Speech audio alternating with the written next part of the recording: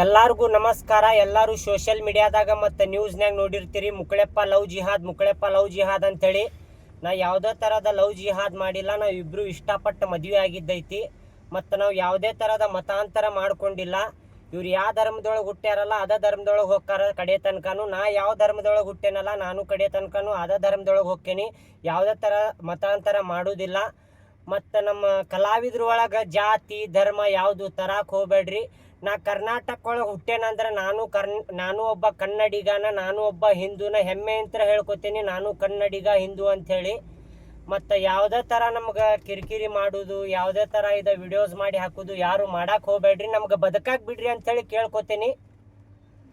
ಇಷ್ಟ ಕೇಳ್ಕೊಳ್ಳೋದು ನಾ, ಮತ್ತೇನಿಲ್ಲ. ಧನ್ಯವಾದಗಳು. ನಾನು ಅದೇ ಕೇಳ್ಕೊತೀನಿ ರೀ ಫ್ರೆಂಡ್ಸ್. ನಾ ಹಿಂದೂ ಆಗೇ ಅದೇನ್ರಿ. ಇವ್ರಿಗೆ ಕನ್ವರ್ಟ್ ಮಾಡೋದು ಲವ್ ಜಿಹಾದ್ ಇದೆಲ್ಲ ಸುಳ್ಳು ಸುದ್ದಿ ಹಬ್ಸಾತಾರೆ. ನೀವೇನು ನಂಬಕ್ಕೆ ಹೋಗ್ಬೇಡ್ರಿ. ಮೊದ್ಲಿನ ಮುಕ್ಕಳಪ್ಪನ ಹೆಂಗೆ ನೋಡಿದ್ರಿ ಈಗ ಮುಕ್ಕಳಪ್ಪನ ಹಂಗೆ ನೋಡ್ರಿ. ನಿಮ್ಗೆ ಕೈ ಮುಗಿದು ಕೇಳ್ಕೊತೀನಿ, ನಮಗೆ ಬದುಕಾಕ್ ಬಿಡ್ರಿ. ನಾವಿಬ್ರು ಒಪ್ಪಿ ಮದುವೆ ಆಗೀವಿ. ಯಾರು ಮೈಂಡ್ ವಾಶ್ ಯಾರು ಫೋರ್ಸ್ ಏನು ಮಾಡಿಲ್ರಿ, ಏನೇನು ಮಾಡಿಲ್ಲ. ಸುಮ್ಮನೆ ಸುಳ್ಳು ಸುದ್ದಿ ಹಬ್ಸಾತಾರ.